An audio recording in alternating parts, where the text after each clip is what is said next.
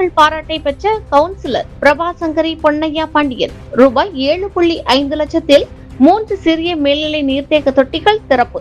நெல்லை சட்டமன்ற தொகுதி மேம்பாட்டு நிதியிலிருந்து ரூபாய் 7.5 லட்சம் செலவில் திருநெல்வேலி மாநகராட்சி நெல்லை மண்டலம் 26வது வார்டில் அமைக்கப்பட்ட 3 சிறிய மேல்நிலை நீர்த்தேக்க தொட்டிகள் பொதுமக்கள் பயன்பாட்டிற்காக திறந்து வைக்கப்பட்டன. குன்னத்தூர் ரோடு, செண்பகம்பிள்ளை மேலத்தெரு மற்றும் இரட்டை தெரு ஆகிய பகுதிகளில் குடிநீர் விநியோகத்தை மேம்படுத்தும் நோக்கில் இந்த நீர்த்தேக்க தொட்டிகள் கட்டப்பட்டுள்ளன.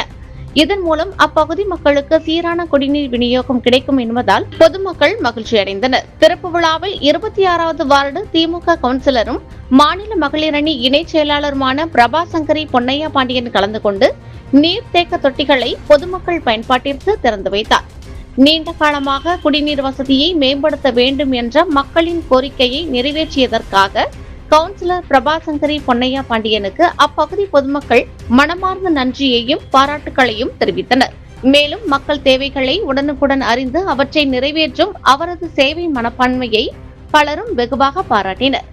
இந்த நிகழ்ச்சியில் நெல்லை மத்திய மாவட்ட திமுக விவசாய அணி செயலாளர் பொன்னையா பாண்டியன், 26வது வார்டு பிரதிநிதிகள் சங்கரன், லட்சுமணன், ராஜேந்திரன், இளைஞரணி நிர்வாகி சிவசுப்பு, இளநிலை பொறியாளர் சீனிவாசன் உள்ளிட்ட பலரும் கலந்து கொண்டு வாழ்த்துக்களை தெரிவித்தனர்.